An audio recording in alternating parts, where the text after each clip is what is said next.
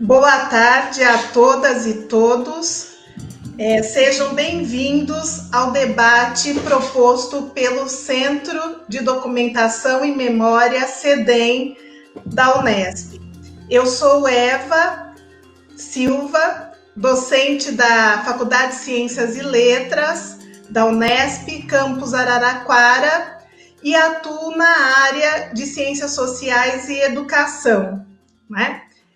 Pesquisando temas como relações raciais, educação étnico-racial, ensino de sociologia e também estive em contato com comunidades remanescentes de Quilombo do Vale do Mucuri, com as quais pude desenvolver, né, algumas atividades, né? Hoje, 19 de novembro, na véspera do dia 20 de novembro, Dia da Consciência Negra, né, o CEDEM promove esse importante debate, comunidades quilombolas do Maranhão e as lutas por territórios.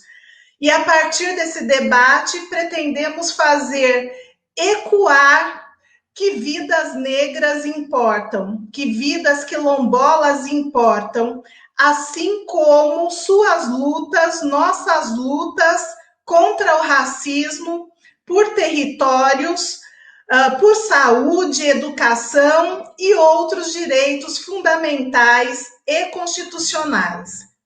Para esse importante debate, contamos com a presença do cientista social Igor de Souza, professor mestre, né, pela Universidade Estadual do Maranhão e doutorando em Sociologia pela Universidade Federal do Rio Grande do Sul. Lançou em 2019 o livro Movimento Quilombola no Maranhão, Estratégias Políticas da Aconehug e Moquibol, pela editora Apres. É integrante do grupo de estudos Pesquisa e Extensão, Lutas Sociais, Igualdade e Diversidade, da UEMA.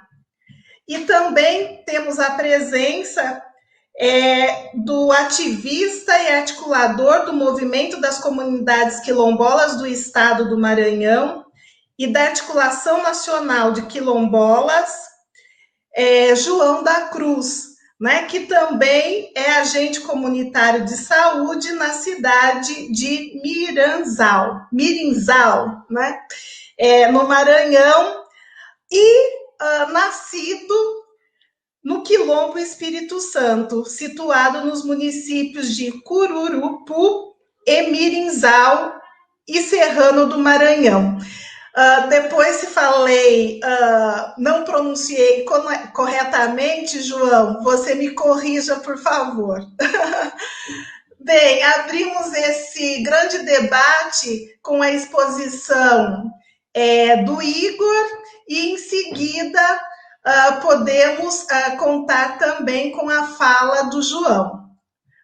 Obrigada pela presença de todos. Sejam muito bem-vindos. Boa tarde, gente. É um prazer estar aqui com vocês. Eu agradeço imensamente a professora Eva, a Genira, ao Jean. Acho que esse tipo de interlocução é bastante importante, nos ajuda a repensar e a situar a importância do mês da consciência negra, para além desse mês em especial, e ecoar que vidas negras importam, que vidas quilombolas importam. O motivo do nosso encontro hoje é pensar, de alguma forma, as articulações das comunidades quilombolas e as lutas por território aqui no Maranhão, né? Eu tinha inicialmente preparado uma fala, um texto, mas eu vou preferir fazer um freestyle, como eu sempre gosto de fazer. Eu vou preferir, de alguma forma, fazer uma fala corrida, né? João da Cruz é um interlocutor que eu tenho contato já há bastante tempo, é um amigo pessoal, a gente tem desenvolvido várias atividades juntos já, no mínimo, há uns 10 anos, então é parte da minha formação pessoal e acadêmica, então me honra bastante a presença dele aqui. O que eu gostaria de situar inicialmente é pensar a complexidade do Maranhão, né? É um dos 3 estados brasileiros com a maior presença negra, né, atrás da Bahia e do Rio, e é um estado marcado por uma série de conflitos fundiários, né, sejam por grandes projetos de mineração, pecuária, né? Então, a gente tem um estado com essas dimensões, é conhecido como o último estado do Nordeste e o primeiro da Amazônia, né, estando aqui na Amazônia Legal. O que eu gostaria de pensar inicialmente é que se tem registros contemporaneamente no Maranhão de comunidades quilombolas se organizando desde pelo menos meados dos anos 50, seja contra a grilagem, seja contra expropriações, né, através da contratação de advogados e de vindas sucessivas a São Luís, para tentar, de alguma forma, evitar as expulsões e fazer a mediação com os órgãos competentes. Então, a gente tem um cenário, né, que, se por um lado, essas comunidades poderiam ser vistas outrora como afastadas, distantes, escondidas, né, a história do Maranhão e de seus conflitos fundiários demonstra justamente o contrário, uma dinamicidade e uma interlocução com diferentes tipos de mediadores. Isso a gente tem registros, pelo menos desde os anos 50, contemporaneamente. Por sua vez, né, pensando aqui em um cenário nacional, surge em 1978, o MNU, Movimento Negro Unificado, né, tendo aí sua expansão para diferentes cidades, para Porto Alegre, Recife, Belo Horizonte, Rio de Janeiro. Né? Então, a gente tem aí uma efervescência do movimento negro no final dos anos 70, né? E, em 1979, a criação do Centro de Cultura Negra do Maranhão, né? Um importante agremiador, uma importante articulação de intelectuais e ativistas do movimento negro aqui no Maranhão. O Centro de Cultura Negra, se não era diretamente um satélite do MNU, né, por ter agendas e demanda própria, nem por isso estava desatrelado de questões nacionais, né? Então, coube ao CCN, junto com o Centro de Estudos e Defesa do Pará, o CEDEMPA, realizar uma série de mapeamentos e de estudos que subsidiaram o movimento negro, digamos assim, nacional ou das grandes capitais, né, quanto à presença de comunidades negras rurais, que era o termo até então vigente. Né. Esse aspecto ele é pouquíssimo apontado, né, seja, digamos assim, por um esquecimento proposital ou não de agentes no Norte e Nordeste, seja por certo desconhecimento. Né. Esses estudos e mapeamentos, e aí fruto muito da interlocução de intelectuais, como a professora Mundinha Araújo, o médico Luiz Alves, né, falecido recentemente, possibilitaram, né, através de um esboço inicial, ainda nos anos 70, uma série de mapeamentos socioculturais, de práticas e de instâncias de vida dessas comunidades. Né. Esse mapeamento ele serviu de material, né, para a consecução do artigo 68, né, da nossa tão aclamada Constituição Federal de 1988, no que tange a direitos específicos dessas comunidades quilombolas. Né.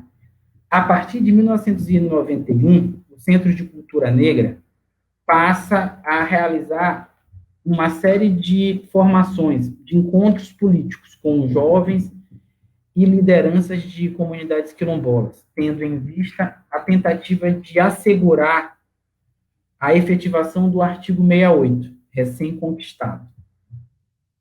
Fruto de uma série de acúmulos, de uma série de interlocuções, em 1997, depois de 6 anos, então, se tem um entendimento da necessidade de se pensar uma organização própria das comunidades quilombolas, e que esta tivesse a abrangência regional, que possibilitasse, então, uma interlocução específica dessas comunidades com o Estado, frente aos seus direitos. Então, em 1997, surge a CONERUC, Associação das Comunidades Negras Rurais Quilombolas, né? Essa associação tinha como mote a defesa da titulação dos territórios e também políticas básicas, como de educação, saúde, agricultura e infraestrutura. Nos anos seguintes, se tem um registro do aumento da demanda por titulação e certificação das comunidades quilombolas no Maranhão. Porém, o que se registra é que, entre 1988 e 2003, os processos de titulação das comunidades quilombolas não seguiam um rito jurídico uniforme. Ora, eles aconteciam pela Fundação Palmares, ora pelo IBAMA, através do Conselho Nacional de Povos e Comunidades Tradicionais, ora pelo INCRA, ora por órgãos fundiários estaduais, né, demonstrando aí um quadro normativo pouco consolidado. A partir de 2003, com então a ascensão de governos petistas, se tem a promulgação do Decreto 4887, que reconhece aspectos de autoidentificação e do território como fundamentais na titulação desses quilombos, né, garantindo, assim, vitória às comunidades quilombolas e aos seus mediadores. Porém, por mais que se tenha ali, a partir de 2003, um quadro de vitória do ponto de vista institucional, com a promulgação do Decreto 4887, resultado de uma série de protestos e da interface de comunidades quilombolas no Maranhão, através da CONERUC e seus mediadores políticos, junto ao Estado, passam a ocorrer sucessivas críticas quanto à morosidade no processo de titulação desses quilombos, né? E pressões da bancada ruralista, através de ações, depoimentos em jornais, projetos legislativos, PECs, até a ADIM, que, então, acusava de inconstitucional o Decreto 4887. Né? Por um lado, né, o que a gente tem é uma descrença das comunidades quilombolas quanto aos processos de titulação,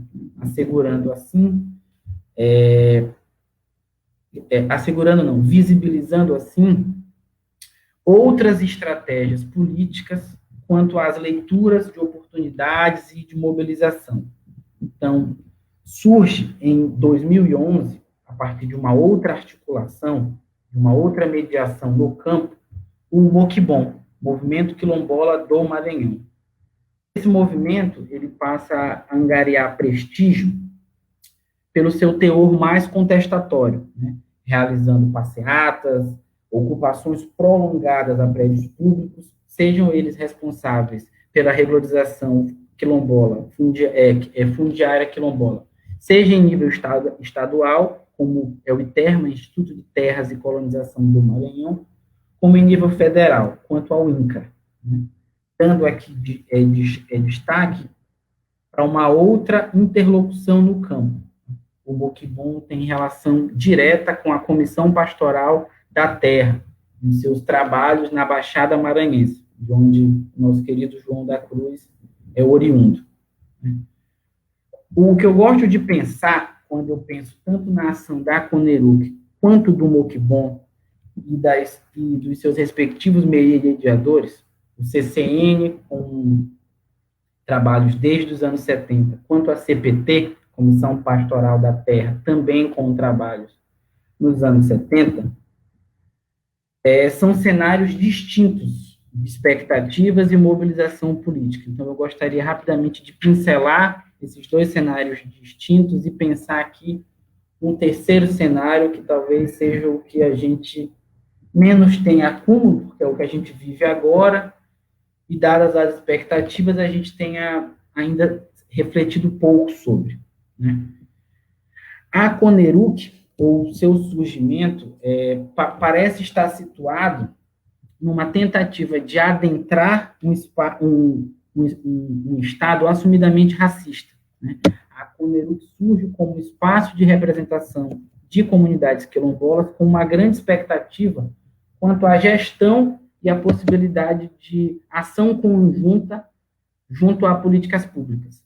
Tinha ali uma expectativa junto a fóruns, mesas, espaços deliberativos, junto numa ação de parceria, digamos assim, com o Estado. E toda uma expectativa quanto um novo Estado e a sua ação democrática junto a processos de titulação de territórios quilombolas.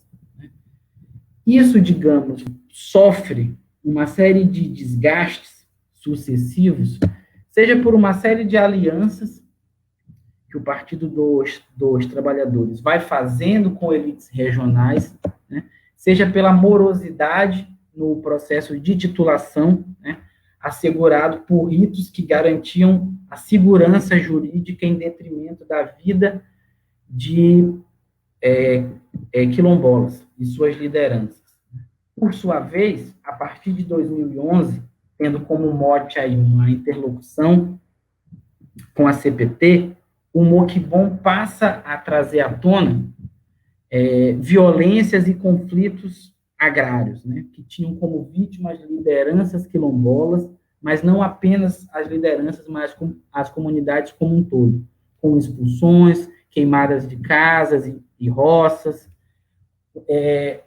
colocando assim em pauta conflitos agrários que se tornavam visíveis, seja por aspectos de grilagem, como grandes projetos de desenvolvimento socioeconômico, através da mineração, pecuária de grande porte e outros aspectos, né? Então, o que o Moquibon passa a ganhar atenção, e isso é uma atenção em nível nacional, são as ocupações que eles passam a realizar de forma prolongada em órgãos públicos, né, passeatas e o fechamento de estradas e vias ferroviárias, né, denunciando, assim, a violência no campo e exigindo, digamos, que novos compromissos fossem firmados quanto à regularização fundiária de territórios quilombolas.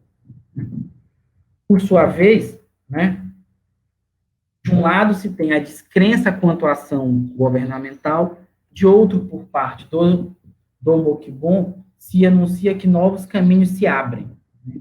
Então, a partir de 2013, eu passo a acompanhar como o Moquibon vem criando uma frente ampla com outros povos e comunidades tradicionais, né? A então chamada teia de povos e comunidades tradicionais, criando, assim, alianças com quebradeiras de coco babaçu, povos indígenas de diferentes etnias, sertanejos, camponeses, pescadores artesanais, fugindo, digamos, de uma pauta mais atomizada e reduzida às comunidades quilombolas, mas chamando a atenção para a necessidade de se pensar povos e comunidades tradicionais como um todo e suas respectivas alianças. O que o Moquibon tem feito, então, é se inserir numa agenda que pensa o campo, os seus povos, os seus territórios e os seus modos de vida de forma articulada, né? Chamando a atenção, assim, digamos assim, para uma grande frente ampla que reúne esses diferentes atores, né? Por outro lado, em 2018, a gente tem a eleição do então presidente, né, e o escancaramento do racismo institucional e da morosidade estatal, né? O INCRA passa por um sucessivo processo de não responder às demandas, a FUNAI idem, o IBAMA idem, né? E o que tem acontecido é que essas comunidades, elas não têm a paciência de esperar, né? Esperar que as suas vidas sejam tragadas, que seus territórios sejam concedidos a grandes investimentos nacionais ou estrangeiros, né? Elas têm se mobilizado e realizado ações, né, sejam elas de pequena ordem em nível local, e aí você tem registro de pequenos encontros e interlocuções de quilombolas com indígenas e outros povos, né? Ações de denúncia via redes sociais, Instagram, Facebook, lives, né? Até a articulação, né, para entrega de cestas básicas frente a esse momento que a gente vive, até a articulação de fechamento de suas comunidades para a visitação ou a entrada de estranhos. Então, o que essas comunidades têm feito é se mostrar dinâmicas frente aos empecilhos e aos cenários que têm se manifestado. Então, com isso, o que eu queria propor é que, a todo tempo, né, seja através da Coneru, seja através do Muquibon, seja através de diferentes interlocuções, essas comunidades e seus diferentes parceiros, interlocutores e mediadores têm leituras políticas sobre o que deve ser feito e como deve ser feito, chamando a atenção, assim, para a sua dinamicidade e para as suas lutas. Eu acho que para mais detalhes, para mais interlocuções, a fala do João é muito salutar, por ser um militante da causa quilombola, que tem um histórico aqui no Maranhão e em diferentes partes do Brasil. Eu agradeço. Obrigada, Igor. Após a exposição do João, abriremos para o debate, né? Aqueles que estão nos assistindo, fiquem à vontade a enviarem suas questões pelo chat ou, né, entrar em contato conosco via microfone também. João, por favor, fique à vontade, a palavra é sua. Boa tarde mais uma vez, eu sou João da Cruz, João Moquibon, João da Cruz Moquibon, sou do município de Mirizal, natural mesmo nos meus documentos, né, de Cururupu, na verdade, onde o meu quilombo fica situado entre os 3 municípios hoje, que antes eram só 2, Mirizal, Cururupu, e hoje, há 20 anos praticamente, tem Serrano, que foi desmembrado de Cururupu. Então, hoje eu estou aqui num quintal, né, no quintal de uma casa, aqui debaixo de uma manga, e iniciando assim, pedindo licença aos nossos ancestrais, né, que sempre, rapaz, dos nossos ancestrais e todos os nossos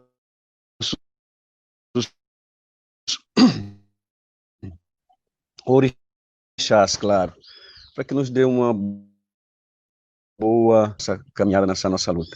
E a minha conversa começa pedindo licença, dizendo assim: ô dona da casa, me dê licença, eu já cheguei. Eu sou Mourão, já cheguei. Eu sou Mourão que não bambeia. Eu vim aqui, abalou. Eu vim, foi meu pai que me mandou, e abalou. Aleu axé a todos, né, que Jesus, nosso ser superior, possa nos fortalecer, sempre, ok? Então, pedindo aos nossos seres superiores, nos dando licença para que a gente possa nos dando sabedoria para a conversa. Muito bem.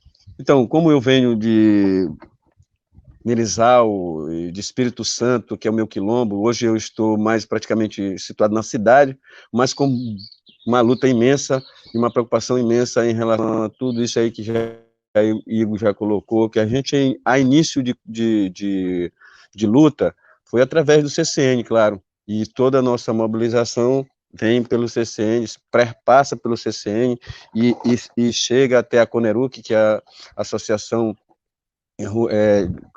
Quilombola Rurais Quilombola, que a gente trabalhou toda essa mobilização para que a gente chegasse até aqui. Como o Igor coloca muito bem, cada entidade por período, por cada tempo, né, que nos leva a chegar até o Moquibon, que hoje a gente milita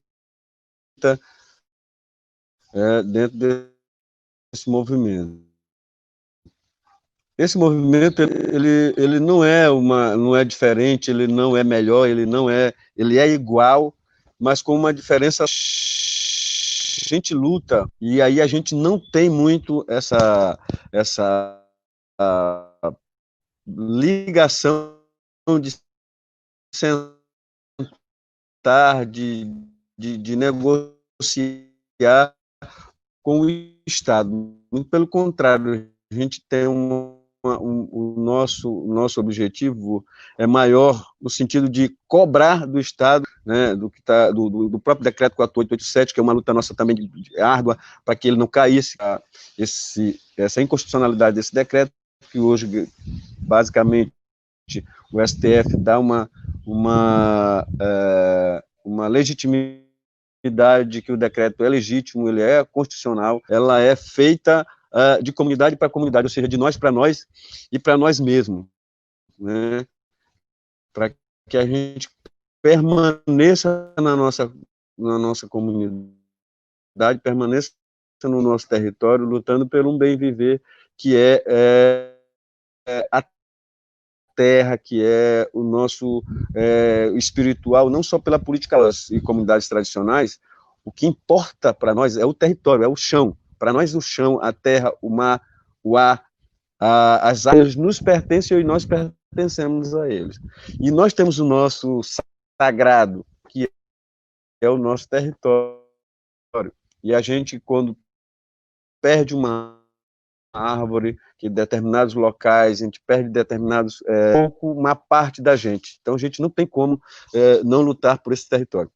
E essa nossa história, ela vem, né, como o Igor já citou dentro da sua colocação, que a gente vem sendo auxiliado, ajudado pela CPT e muitos outros, inclusive o Lida, que ele é um cara que faz parte, conheci ele através desse grupo, que é o Grupo Lida, um grupo da Universidade Estadual aqui do Maranhão, no qual o Igor é um dos membros, então, e a professora Marivânia, que é a coordenadora, que é a coordenadora desse grupo, que vem a questão da formação. Então, a gente tem essa ajuda do Lida, da CPT e outros órgãos aí que nos auxilia, nos dá sustentabilidade, nos dá assessoria na nossa luta. E a luta, ela é árdua, como sempre, a gente buscando unificar ela com as comunidades tradicionais como um todo. Ela vem aí, nós começamos a nos cobrar de nós mesmos, por que a gente estava tão parado esperando que as coisas acontecessem, isso lá no ano 2010, 2009, 2010 a gente faz um encontro no município de Santa Helena, num centro de formação mangabeira, que é feito da Igreja Católica, e a partir daí a gente começa as discussões, né, a discutir meios de enfrentamento com o Estado mesmo, porque, na verdade, a gente sabe que quem mais nos massacra, e hoje se escancara mais especificamente, que é de garantir o bem viver das comunidades e de todos os povos tradicionais, que está escrito lá na Constituição. Então, a gente já parte desse princípio, em 2010, de tentar buscar uma saída. E uma das saídas é ir partir para o enfrentamento, ocupar os prédios públicos, como, por exemplo, nós ocupamos em 2011 o INCRA, mas isso se dá a partir do Estupim, que aí, bem aqui no município de São João Batista, e São João Batista e São Vicente de Ferre, aqui no Maranhão, é a morte de um companheiro nosso, de uma liderança quilombola chamado Flaviano Pinto Neto. Isso foi no dia 30 de novembro, de outubro, melhor dizendo, 30 de outubro fez 10 anos que isso aconteceu, né? E aí, a partir da morte de Flaviano, foi o estupim da bomba, a gente não aguentou mais, e olha que já vinha acontecendo outras mortes, né? Que é o Quilombo Charco, né, e os fazendeiros querendo comprar inadimplente, e isso para caramba. E aí a gente partiu para cima e ocupamos o INCRA em 2011, passamos lá 15 dias dentro do INCRA, né, e até onde conseguimos trazer presidente do INCRA, ministra de Direitos Humanos e etc., para que a gente tivesse pelo menos uma conversa, que foi só o que a gente teve, na verdade. De tudo isso, mas a gente teve uma conversa e chamou a atenção e disse que a gente existe, né, que a gente está aí, que a gente vive, que a gente é ser humano, que a gente precisa do bem viver, a gente precisa do nosso território, a gente precisa. E a partir disso a gente fez várias outras manifestações, várias outras ocupações, como fechamos estradas e assim sucessivamente. Isso foi até 2011, 2012, 2013, 2014, 2015, 16, 17, 18, 19, e o último a gente fez agora 2020 com os Tremembé ocupando o prédio da FUNAI, ali mesmo onde funcionava o INCRA, que está tudo abandonado aqui no Maranhão. E aí a gente tem essa preocupação. E hoje nós brigamos, melhor, para ser mais claro, a gente brigava contra o INCRA, e hoje a gente vê quanto uma contradição meia não sei nem como dizer, a gente brigava contra o INCRA, não contra, mas a forma de como ele estava se comportando para conduzir as políticas voltadas para a titulação dos nossos territórios. E hoje a gente briga a favor que o INCRA permaneça, porque esse governo que está, tudo pelo contrário, ou muito pelo contrário, ele quer acabar com tudo, IBAMA, INCRA, FUNAI, tudo, então está tudo sucateado, tudo não funciona, justamente para que acabe com tudo isso. Onde ele mesmo disse que para quilombola indígena nem um palmo de terra. E a gente também tem que dizer para ele, e aí a gente diz através dessas lives, através das nossas falas, das nossas lutas e dos nossos cantos, que nós também não vamos dar um palmo para trás em relação aos nossos direitos. Se tiver que morrer, morre, e aí a gente não vai só morrer. Né? Eu não quero aqui que isso saia como ameaça, mas que a gente não vai só morrer. Então a gente quer que o Estado cumpra o seu dever, que é de fazer com que as nossas comunidades tenham o nosso bem viver e garantir o nosso território, que é onde a gente vive, é onde a gente está e nasce, cresce e precisa sobreviver. Então, nós vemos, a partir disso, travando essa luta aí com o Estado e com os latifúndios, claro, porque o Estado ele tem dado mais apoio, tem dado apoio total, inclusive agora com a eleição do presidente Bolsonaro, o apoio é total para os latifúndios, né? Então, para a gente, nenhuma política, inclusive a última que ele nos pregou foi aí na pandemia, né, vetando toda e qualquer possibilidade de ajuda para as comunidades tradicionais. Então, isso é uma afronta a nós, a nossas comunidades, aos nossos povos, né? E eu falo no sentido de todas as comunidades de povos tradicionais, como os indígenas e os originários desse país, e nós, como comunidades tradicionais, os ribeirinhos, as quebradeiras de coco, os sertanejos, os pescadores e assim sucessivamente todas essas comunidades. A gente vive frequentemente uns ataques, diariamente, não é nem frequentemente, ataques assim horríveis, né, que vocês estão longe de saber, porque a gente está aqui, hoje mesmo, no grupo aqui de WhatsApp da nossa, de articulações do movimento, o companheiro chorando praticamente, dizendo que estão invadindo o território, derrubando tudo aqui dentro do seu território e assim pedindo socorro.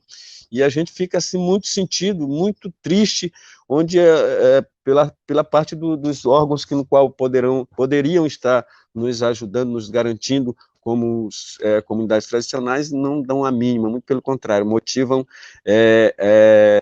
a grilagem. Então isso para nós assim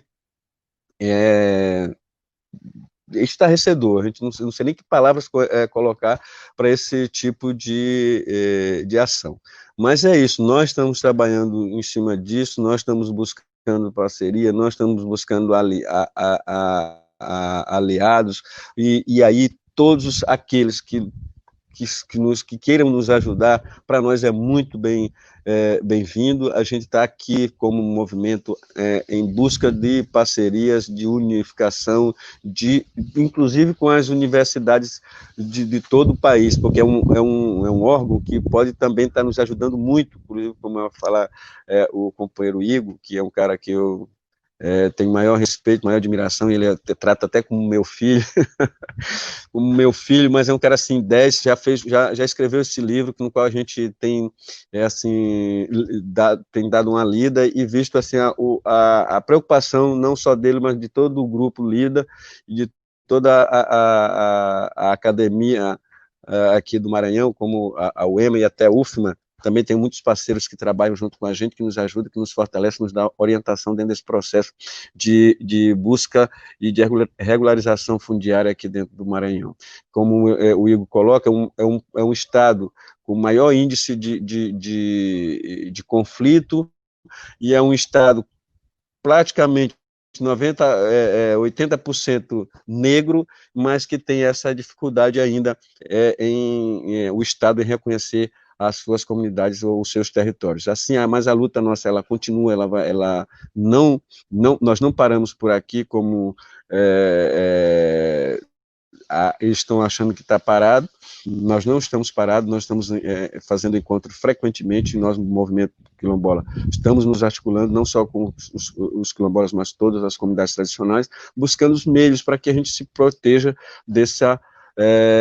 não só da pandemia, mas também desse Estado que está aí, que só massacra, que só institucionalmente só se vê racismo em todas as instâncias do Estado, e aí é complicado, mas nós estamos aqui, estamos firmes e fortes nessa luta. Quero agradecer muito a professora, a professora Eva, o companheiro Igor, e todos esses que estão aí por trás dos bastidores, todos aqueles que estão assistindo a gente, para que a gente tenha essa sensibilidade, porque isso aí, na verdade, nada mais, nada menos do que sensível. A gente tem que ser sensível, porque todos nós somos seres humanos, tanto os indígenas quanto as comunidades quilombolas são seres humanos, seres que precisam ser vistos como seres humanos. Nós precisamos ter essa sensibilidade, não só na cidade, mas não só no interior, mas como na cidade. Nós temos muito aqui em São Luís, nós temos o maior quilombo urbano, que é a Liberdade, que são nossos irmãos que saíram daqui da Baixada e de outras regiões do Maranhão e vivem lá na Liberdade. Quilombo imenso, uma periferia imensa, mas que tem assim, esse mesmo sentimento da gente aqui mesmo no interior, que saiu para a cidade para tentar uma vida melhor, e estão lá nesse quilombo chamado Liberdade. E aí a gente está luta e de igual para igual, e a nossa preocupação é essa, o bem viver de cada um e cada uma, tanto campo quanto cidade. É isso, eu agradeço aqui a oportunidade e a fala, e estamos juntos. Precisar da gente, a gente está aqui para somar. Não sei se fui a contento, se consegui esclarecer alguma coisa, mas é isso, gente, o que eu tinha para contribuir, aí vamos partir para uma outra conversa, tá bom? Obrigado. Eu estava lhe agradecendo, pela exposição, pelo desabafo, por nos trazer o que vem sendo a realidade vivida aí pelas comunidades maranhenses, sempre a partir das suas lutas, da resistência e da articulação, com outras comunidades no sentido de somar, e a partir desse coletivo partir para o enfrentamento, exigir que os direitos constitucionais sejam efetivamente praticados, não só aquele que diz do artigo 68, do ato das disposições transitórias constitucionais, que garante a propriedade da terra aos remanescentes de quilombo, assim reconhecidos remanescentes de quilombo, mas também toda a legislação que se soma à Constituição e vem garantir políticas públicas, né, vêm garantir o acesso aos direitos fundamentais que todos nós, né, negros, quilombolas, indígenas, né, sertanejos, camponeses, direitos que todos nós deveríamos, de fato, acessar, né? Eu gostaria que você, João, e o Igor nos situassem um pouco mais sobre as comunidades, né, dessa região do Cururupu, né, e do Mirinzal. Quantas comunidades constituem essa região, né? Qual a situação dessas comunidades no momento? Porque sabemos que até pouco tempo as comunidades, né, deveriam se dirigir à Fundação Cultural Palmares e, a partir da autodeclaração, a autodefinição, pleitear o reconhecimento, né, como remanescentes de quilombo, e, dado esse primeiro passo, os demais, né, no que seria o contato com o INCRA, né, todo o processo de identificação a partir do relatório, né, de identificação, apoiado, elaborado, né, na maioria das vezes por antropólogos, né, conjuntamente com as comunidades, até chegar-se finalmente ao título de propriedade coletiva da terra. Como está aí a situação das comunidades dessa região do Cururupu, do Mirinzal? Né, sabemos que ganhou a mídia, a partir, né, da publicização, a situação das comunidades ali do município de Alcântara, né, por conta do que é a expansão da base de lançamento espacial, a resolução 11, né, de 2020, expedida pelo atual presidente da República e o seu vice-presidente, que, a partir dessa resolução, dispunham sobre o deslocamento, né, a retirada, a expulsão de mais de 800 famílias ali do município de Alcântara. No entanto, gostaríamos de saber um pouco mais, né? Quantas são as comunidades, qual a situação dessa região do Cururupu e Mirinzal, por favor. A gente tem dados imprecisos sobre a quantidade de comunidades quilombolas, né? Pegando por baixo, a gente teria um número de 3.000 comunidades quilombolas. Se a gente for estimar acima esses dados, a média seria de 7.000 comunidades quilombolas. Muitas engajadas no Mutum, muitas engajadas na Pomeruc, e também muitas ainda em dinâmicas outras de engajamento ou não. Né? O que vale situar é que destas comunidades, nos últimos anos, a gente tem pouquíssimos avanços no que tange à titulação. Certificação a gente avançou bastante, né? Porém, a partir de 2007, numa série de mudanças das normativas do INCRA e da Fundação Palmares, a carta de reconhecimento da Fundação Palmares, ela passa a averiguar se a comunidade é quilombola ou não.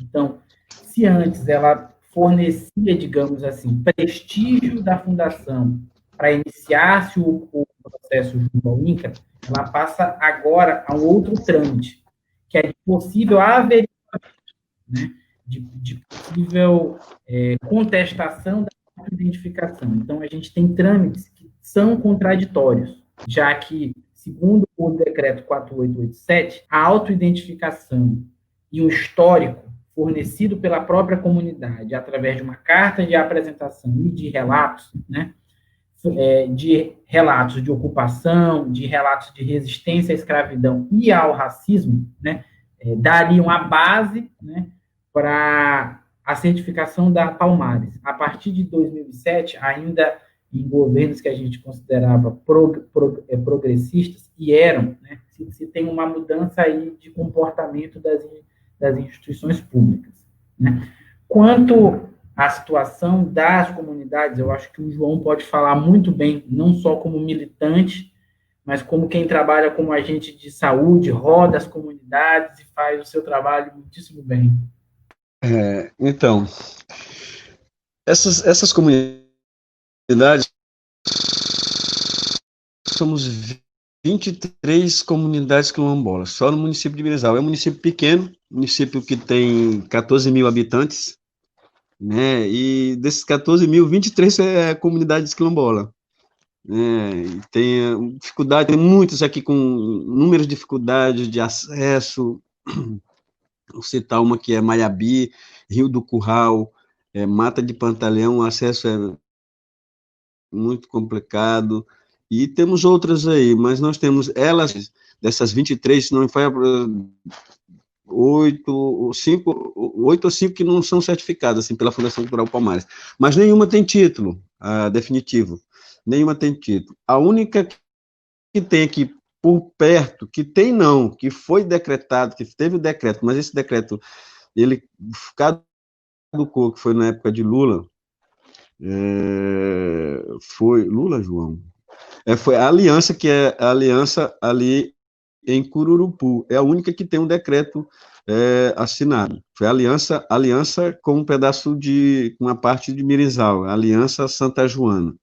É o único que tem. O resto, todas elas aqui, nenhuma entre a central do Maranhão é um quilombo, um município, ele tem 20 anos, que ele é de 2006, a emancipação é 2006, não é isso? 2006, não me lembro muito bem, 2006 é isso, não me faz mais, Serrano, Central foram desmembrados. Então, Central, se você chegar lá em Central, os brancos que tem de fora. A população ela é 100% negra. Então, é um quilombo o município de Central. Pensar Serrano do Maranhão, que é um outro mais logo após Cururupu, é um outro 100% negro. Os brancos que tem são brancos chegados, que inclusive se apossam, inclusive, da própria prefeitura. Sabe que nós, né, apesar nós não temos muita leitura, nós temos dificuldade com inúmeras questões, principalmente essa questão política.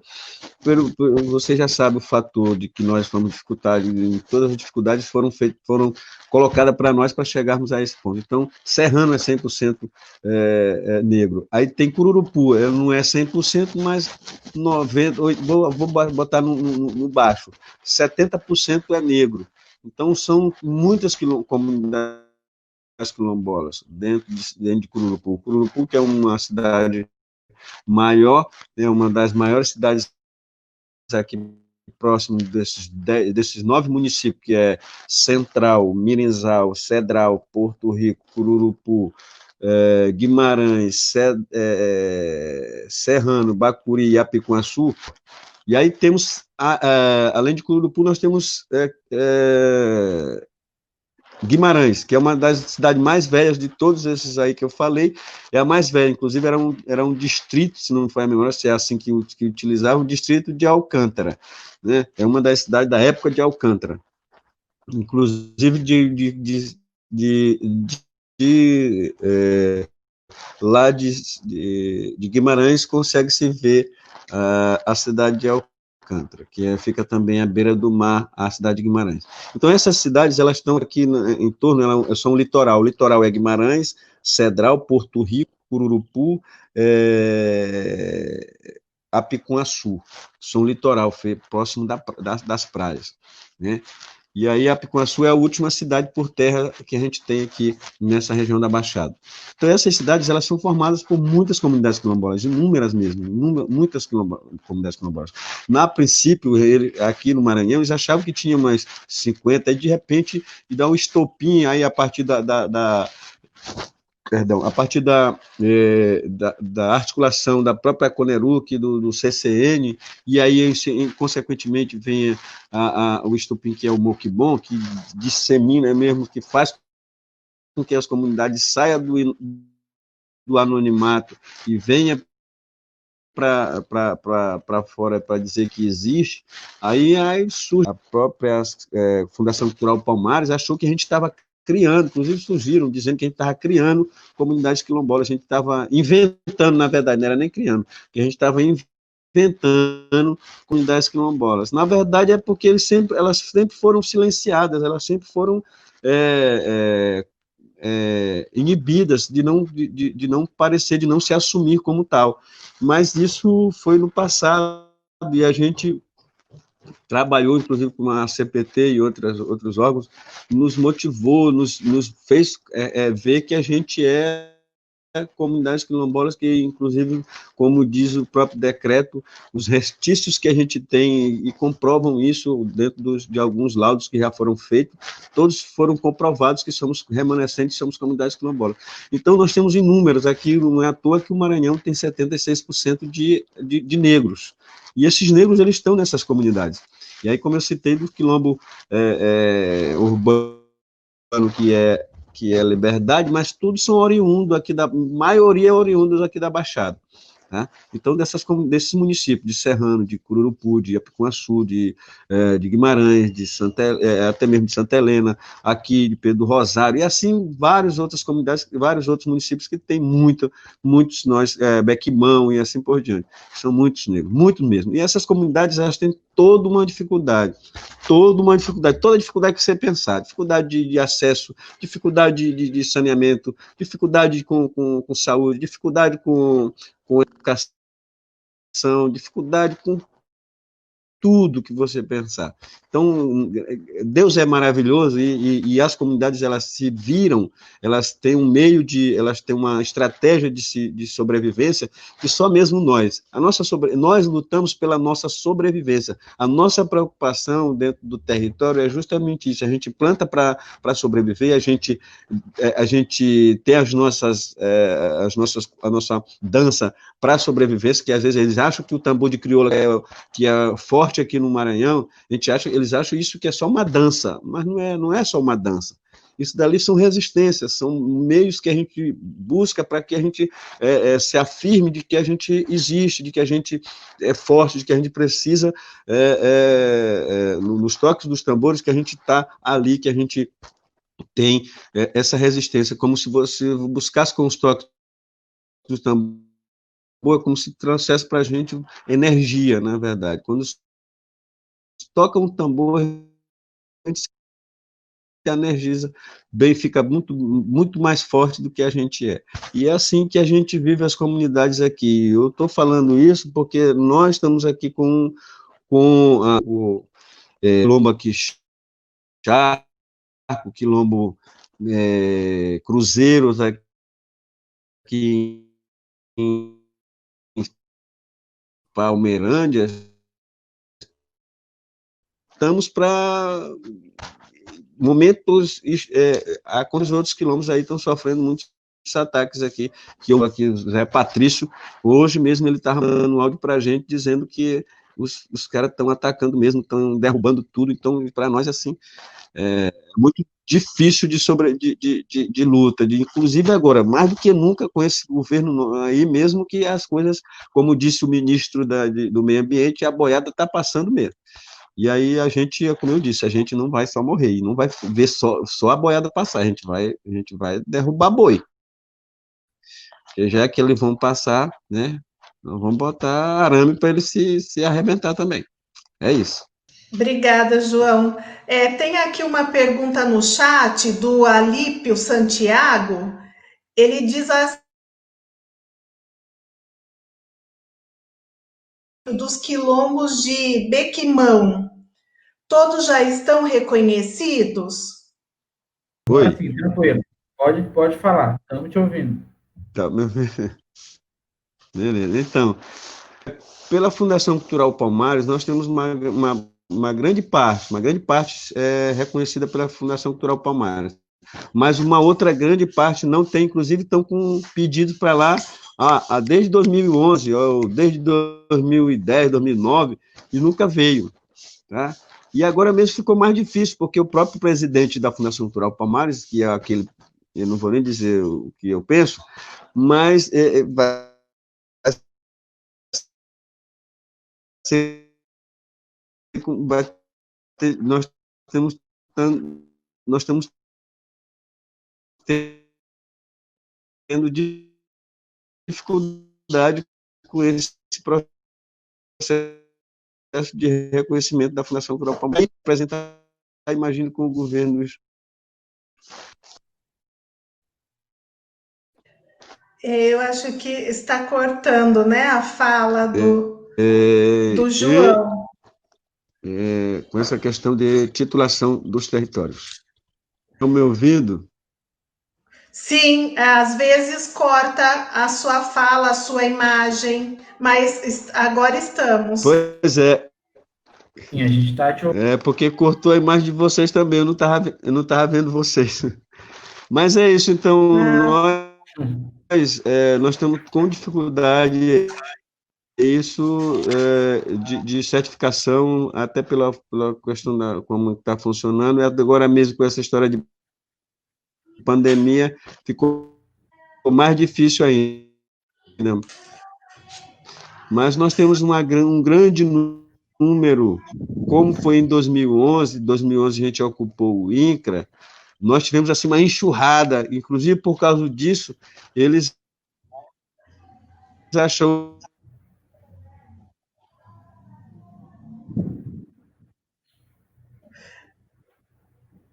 Eu não sei. porque a gente está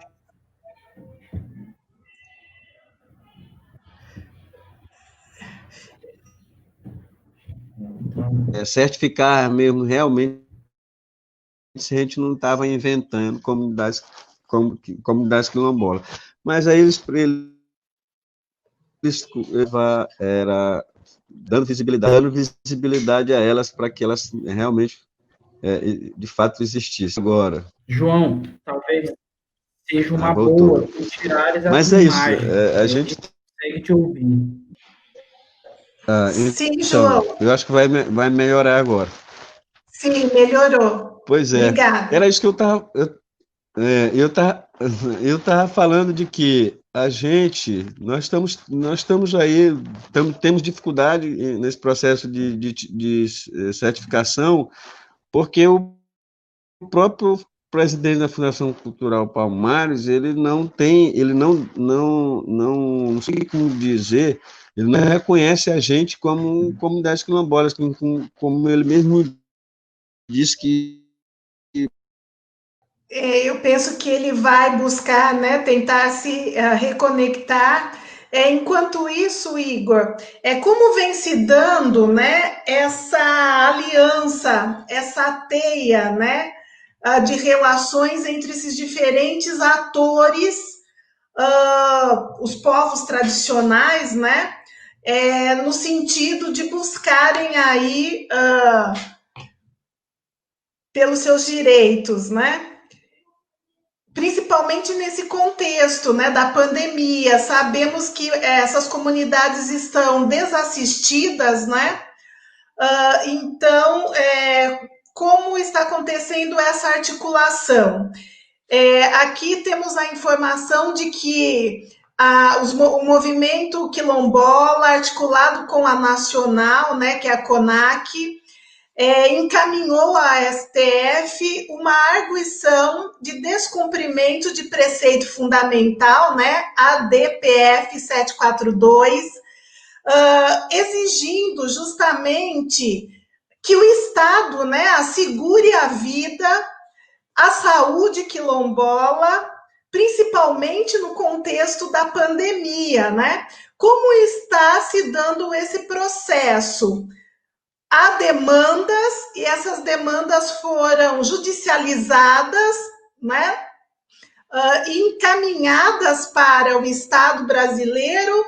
Como vem sendo o retorno, o diálogo, né, com o Estado a partir dessa jurisdição, né, dessa demanda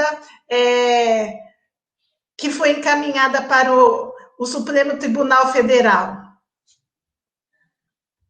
Eva, tem um velho dito da Luísa Bairros, querida Luísa, que ela comentava que os negros estão pela própria conta e risco, né? Isso era uma velha fala da Luísa.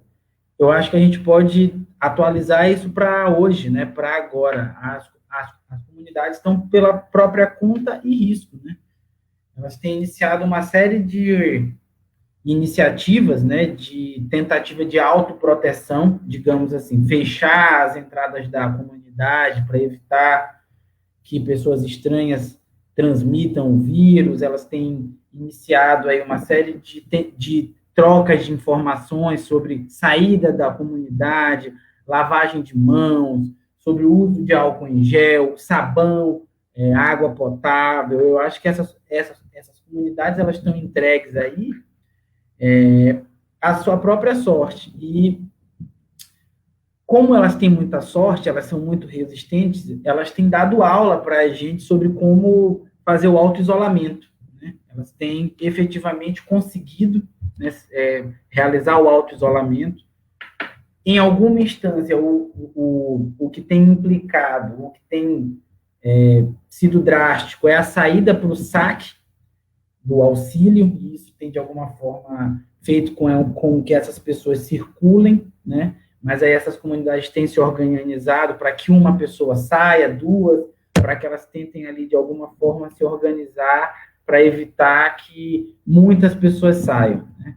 A judicialização aconteceu, eu acho que a CONAC também está de parabéns por também realizar um monitoramento dessas comunidades, sobre as vítimas, sobre os doentes, sobre o estado dessas pessoas, coisas que em muitos casos, né, as instituições responsáveis, seja em nível estadual ou federal, não têm realizado, né?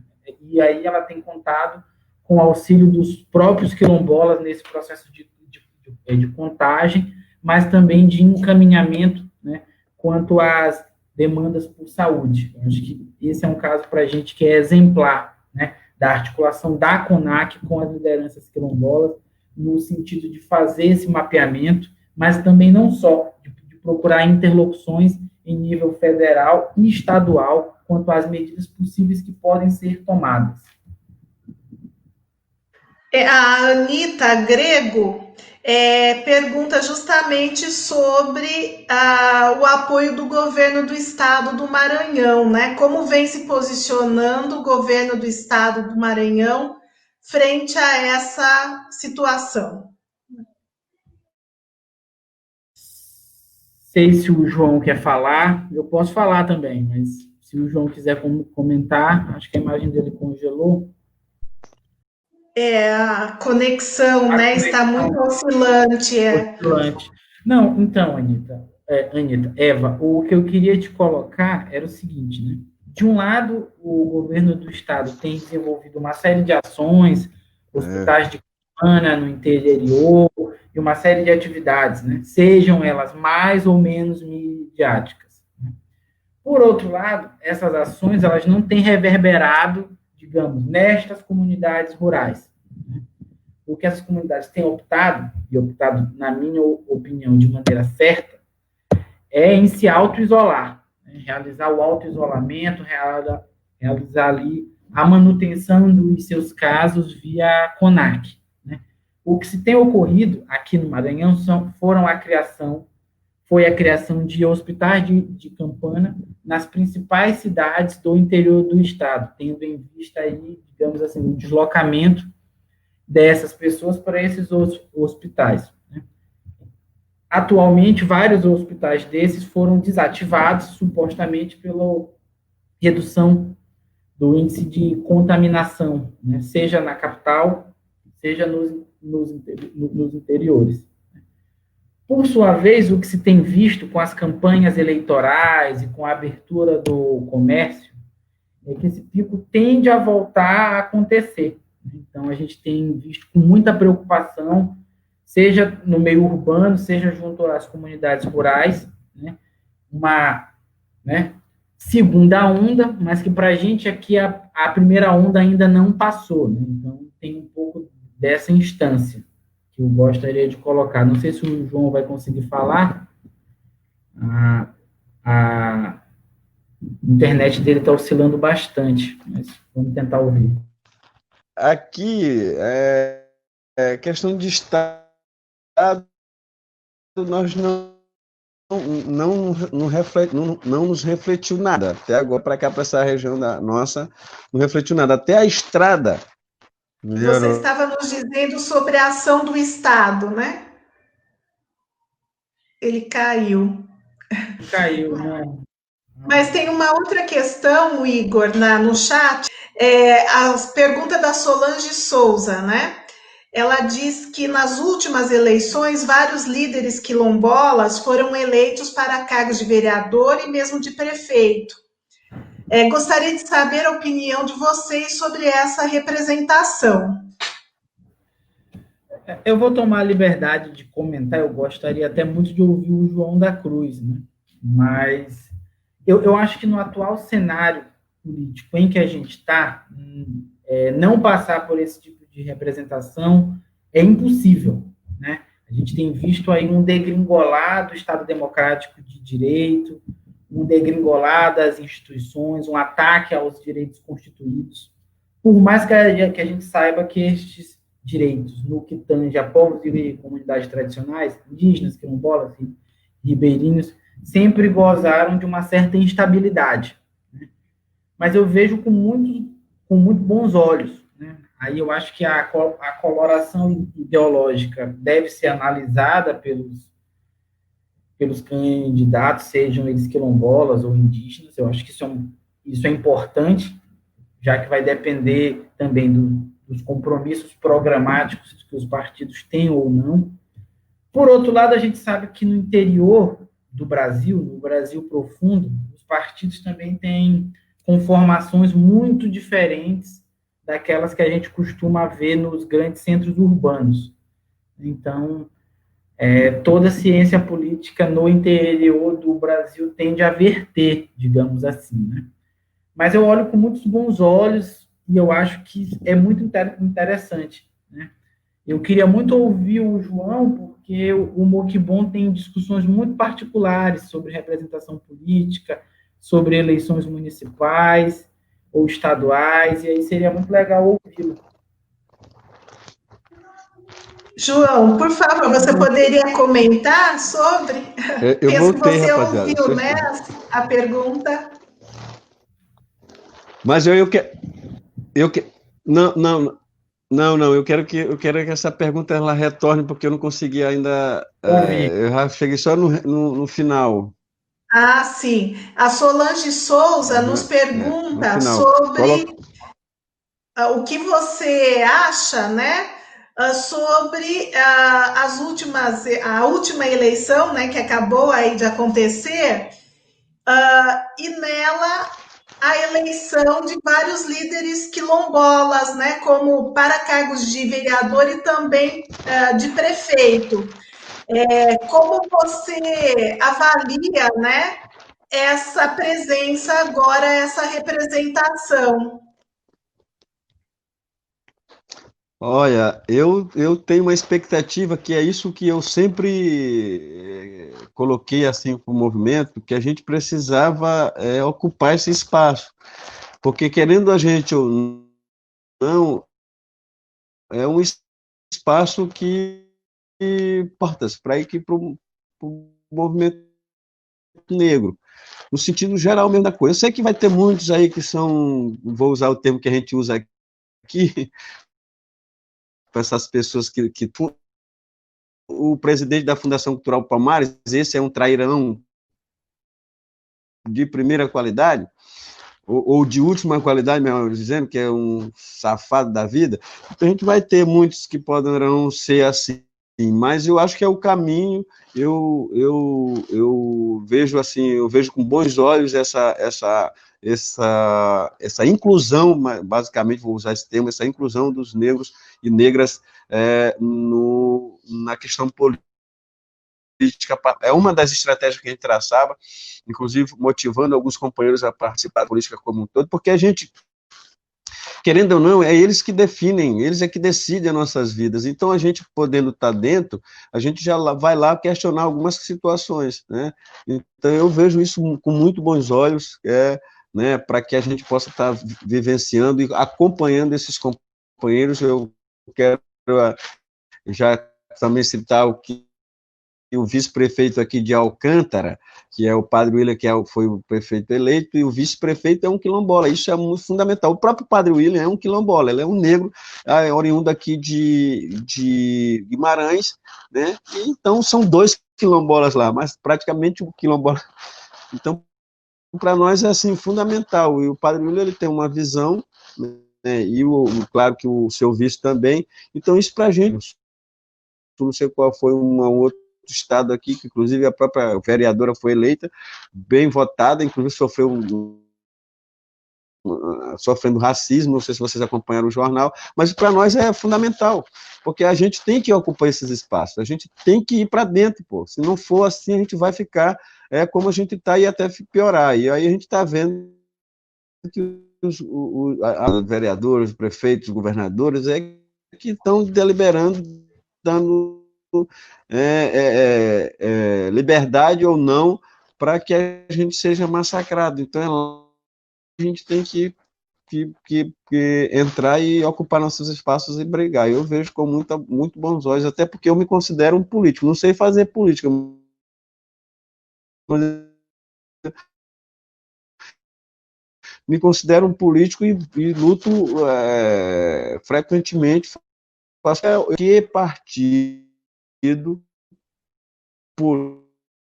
político a gente se filia, em que partido político a gente tem que ponderar, vendo com quem ele está ligado a nível Estado, nacional, falando aqui do município. Então, a partir disso é que a gente tem que ser coerente e ter muito cuidado. Mas eu acho que é fundamental a gente partir por essa questão política partidária. Eu acho que é fundamental nós, no movimento quilombola. Eu acho massa. E aí já estou dizendo que em 2024 serei candidato a vereador aqui no meu município, se Deus quiser. Ótimo! Eu estou fazendo campanha. Esperamos você lá em 2024, então, João. Fica claro, né, pela fala do João e do Igor, que essa representação política, se Deus quiser, que essa representação política é importante, é estratégica, né? E aí, a partir disso, gostaria que vocês falassem um pouquinho mais sobre as estratégias do Coneruc e do Moquibon, né? Para essa situação de enfrentamento, né, de resistência, quais as estratégias traçadas aí pelo Coneruc e Moquibon?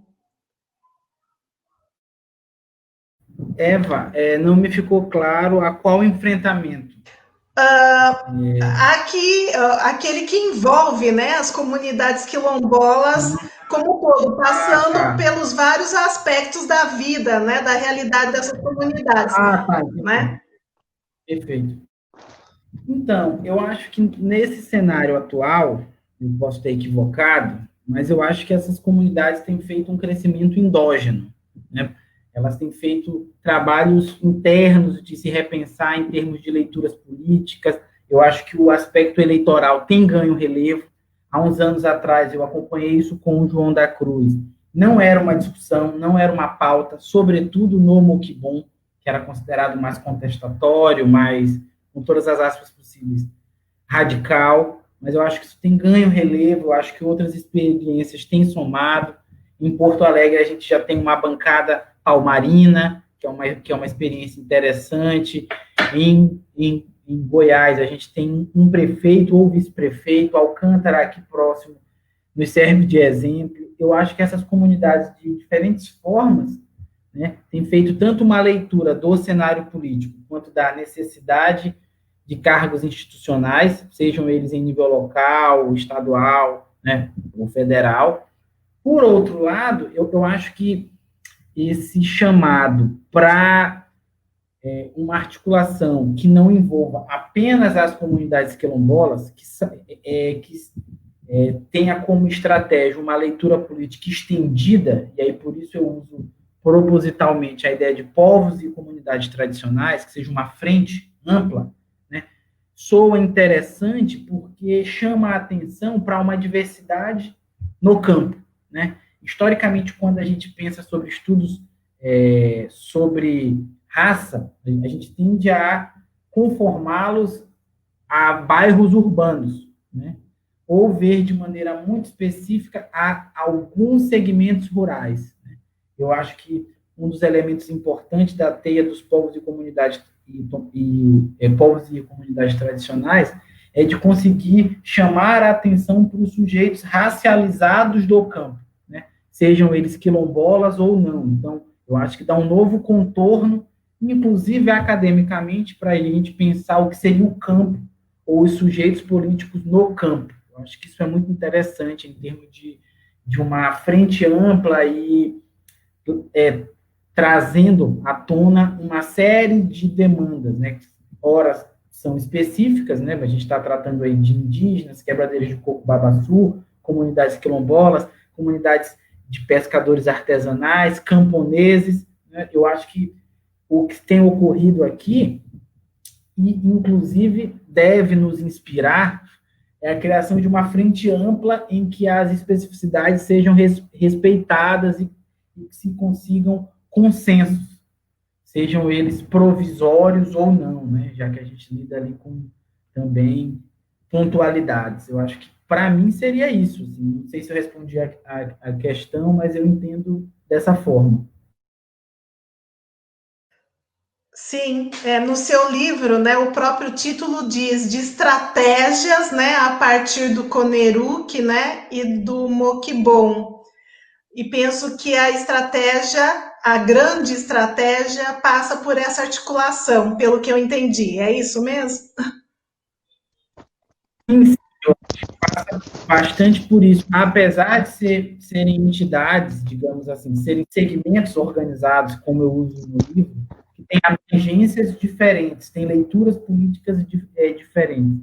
Quem tem investido bastante nisso, nessa interlocução com diferentes segmentos do campo, mais propositalmente, é o Moquibon. Né? Muito também, eu acho que isso também tem muito a ver de como ele ressignifica o conceito de bem viver, né? Como ele se apropria desse conceito e dá uma nova tonalidade, né? Como ele dá uma nova, como ele experiencia esse conceito de uma maneira diferente, né? Se esse conceito está muito relacionado aos povos andinos, né? No Brasil, em especial no Maranhão, ele ganha aqui uma amplitude e a possibilidade dele ser significado por diferentes povos. E aí me parece que o Moquibon, junto com a teia, é um pouco ponta de lança disso, mais uma vez, como o Maranhão e seus povos tende a ser, né? João, você gostaria de comentar sobre essas estratégias do Moquibon, a parceria com o Coneruc? Nos ouve, João? Isso. Sim, sim. Gostaria assim, de fazer um breve comentário e em relação à estratégia, porque assim eu vejo uma das estratégias assim, fundamentais, né, entre as comunidades e povos comunidades que hoje o Moquibon se diferencia da própria Coneruc. A Coneruc é como no início da fala de Igor, ele colocou, a Coneruc ela se preocupou lá dentro das suas estratégias em sentar com o Estado, aí veio caminhando e dentro desse contexto aí o PT, então estávamos muito esperançosos aí com, com o PT, o Partido Trabalhadores, e não foi só nós como negro, que diferentes da pensar uma outra forma de nos articular ou de porque ela tem a sua propriedade, ela tem as suas estratégias, e como eu estou dizendo, a estratégia deles era essa, de sentar com o Estado, para negociar, né, para tentar ser, na visão nossa, do Mokibon, não seria o caminho. A gente senta, mas a gente senta dizendo, eu quero, eu não vou que a gente senta. E eu penso e vejo que a Coneruc não, é eles dizendo, eu posso te dar isso, eu não posso te dar aquilo, e nós não abrimos mão, abrindo mão de um ou outro. Então é judicial. E essa outra estratégia que é unir os povos e comunidades nacionais para que a gente diga, porque o sofrimento meu é do indígena, por terra, por território, por bem viver. O sofrimento meu como quilombola é do camponês, o sofrimento meu como quilombola é da quebradeira de coco, não tem um coco para ir buscar, que está tudo cheio de cerca, tudo proibido, passar para ir buscar, não tem o território. Então, esse é o nosso sofrimento, então o sofrimento de um é do outro, então nós temos algo em comum. Então vamos unir as forças e brigar por esse algo em comum, que é o território. E esse é a nossa estratégia, é unirmos cada dia que passa com todos esses menos favorecidos. E aí eu falo, não só campo, mas a cidade. A cidade... Acho que caiu, agora congelou, né? Congelou. A imagem. Sim, sim. Agora congelou, caiu, talvez volte, né? Mas a conexão ficou muito oscilante o tempo todo. Né? Sim, sim. É uma das dificuldades também. Sim, a depender, né, do local onde ele está, ali da região, né? Essa conexão de fato Sim. pode ser prejudicada. E o próprio período de chuva também, que Sim. começa a acontecer, então, Sim. à medida em que passa, tem uma oscilação maior ou menor. Mas, enfim, as falas de João são sempre incríveis, eu acho que... Sim, ele contribui bastante, né, para entendermos, né, o que eles vivem lá na realidade, né, na qual estão inseridos. Não sei se terminamos, não temos nenhuma outra pergunta no chat, se já encerramos. Eu até teria uma última questão, não sei se a faço ou não. Pode sim, tranquilo. Talvez possamos ir conversando, ele retorne, né, para que possamos, inclusive, nos despedir, né, e fechar aqui o diálogo de hoje.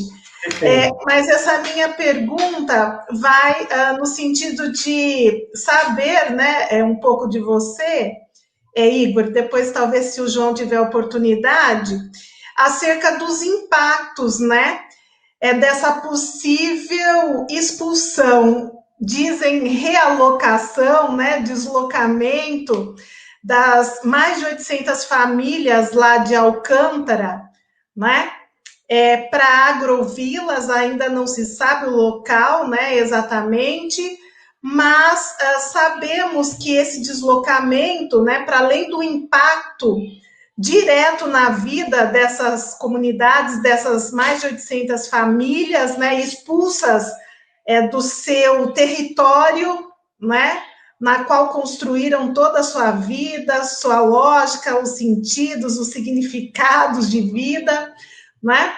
Mas esse possível deslocamento tem um impacto também nas outras comunidades, né? Que constituem ali o estado do Maranhão, né? Porque o tirar mais de 800 famílias daquele seu lugar e levar para outras, né? Para outros lugares, diz de um impacto também ali nos territórios já ocupados, né? por outras comunidades. Como você avalia isso? Eva, tem duas situações, né? Essas comunidades, elas têm passado por remanejamentos compulsórios já há algum tempo, né? A própria instalação da base, em meados dos anos 80, foi mais ou menos isso, né? Há uma doação de terras do Estado para a União, em 86, que viabiliza a construção da base. Então, você tem um deslocamento compulsório de uma série de comunidades para agrovilas. E aí uma situação que se cria é que essas comunidades, né, essas famílias, elas não podem expandir, elas não podem construir novas casas, elas têm a própria situação de uso desses espaços reguladas pela base, né? Isso tem um antropólogo quilombola chamado Davi Pereira de Alcântara, que fala muito bem, né? É um excelente interlocutor. Né? Se, por um lado, essas famílias não podem mais usufruir como usufruíam antes, né, tu tem dois impactos. Né? O primeiro é o deslocamento que já foi feito, e aí o deslocamento significa o quê? A perda do território que elas tinham, e nesse território, as áreas de usufruto comum, a gente pode entender Jussarais, o próprio acesso ao mar, já que essas comunidades também eram comunidades de pescadores, então o deslocamento coloca essas famílias numa situação de insegurança alimentar. Né? Por outro lado, tu tem um êxodo urbano maciço, né? É o que o João acabou de colocar muitíssimo bem. Né? De onde são essas famílias que hoje constituem o bairro da Liberdade, né? O maior quilombo urbano do Brasil? Também de Alcântara, né? Assim como uma série de outras periferias de São Luís. A gente pode dar inúmeros bairros são de moradores, né, fruto de deslocamentos. Né? E aí vale pensar uma coisa, que eu sempre gosto de pontuar, que Alcântara é um dos casos emblemáticos, é um caso, realmente um caso muito impactante, pelo tipo de poderio militar que é feito, mas a gente tem outros casos, né? E aí vale pensar no caso da comunidade que é tradicional de Cajueiro, né? Que para a construção de um porto privado, que iria favorecer aqui a exportação de grãos e minérios, né, tem ali sua vida ameaçada. E aí vale pensar, né, que a gente está lidando também, né, com uma insegurança de outro porte, né, que é junto ao governo estadual. Então, eu acho que essas comunidades elas estão sob duplo impacto em vários momentos, seja em nível federal, como é o caso de Alcântara e a base militar, como é o caso da comunidade tradicional de Cajueiro, né, pelo próprio modelo de desenvolvimento que a gente tem adotado, né, pelo tipo de aliados que a gente tem feito, né, pela ânsia desenvolvimentista que tem colocado o lucro acima da vida, né, sejam elas de negros urbanos, sejam de moradores de comunidades quilombolas ou de povos tradicionais como um todo. Eu acho que eu queria pontuar isso.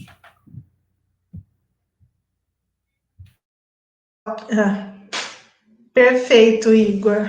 Fica bem pontuado, né? Essas duas situações que vem sendo dada maior publicidade, né? A situação de Alcântara, né? Por conta da base, mas penso que se faz importante conhecermos também, né? Outras comunidades e outras tantas questões, né? Que perpassam por essas comunidades, né? Como a de Cajueiro que você bem coloca. Bem, o João conseguiu voltar, caiu. Vamos aqui nos despedindo, então, né? Muito obrigada, Igor, pela presença, né? Pela exposição, por nos trazer, né, informações, conhecimentos acerca da realidade, né, dessas comunidades maranhense, em particular aí dessa região, né, do Cururupu, Mirinzal, Serrano, né, que não conhecíamos, sobretudo dessa comunidade da qual faz parte, né, o João da Cruz, que vejo imensamente envolvido, né, com essa realidade, buscando aí formas de melhor pleitear, exigir e conquistar, né, os direitos às demandas postas. E mais do que isso, assegurar, né, a própria vida, o próprio lugar, né, o reconhecimento desses sujeitos quilombolas. Numa parceria importantíssima, né, com outros povos. Eu penso que, de fato, essa luta pode ser, sim, fortalecida a partir dessa parceria, né, que traz aspectos comuns de luta, como é a grande questão em torno da terra, né, do território, e a partir dela, outras questões que vão se impondo, né? Sim, sim, Eva. Eu acho que esse tipo de articulação é importantíssimo. Eu queria agradecer a presença de todo mundo que se dispôs a estar aqui com a gente durante essa tarde. Eu acho que esse tipo de debate é salutar, sobretudo para expor um pouco da realidade do Maranhão, mas também da nossa insistente resistência, né, frente a grandes projetos, trazer para o conhecimento mais amplo possível figuras intelectuais, militantes, como o João da Cruz, que está tendo aqui uma impossibilidade, mas acabou de voltar, e, de alguma forma, trazer à tona que vidas negras importam o ano inteiro, né? Que esses debates, que esse tipo de interpelação seja possível a qualquer momento do ano, e que a universidade, que os espaços acadêmicos sejam cada vez mais receptivos para estudantes negros, para estudantes quilombolas, para que a gente se sinta bem nesse tipo de espaço. É isso. Não sei se o João me ouve, se gostaria de falar alguma coisa. A gente está se despedindo, João. Sim, João, gostaríamos de ouvi-lo, né, nas suas considerações finais, na sua despedida. Nos ouve? Consegue nos falar? João está conectado.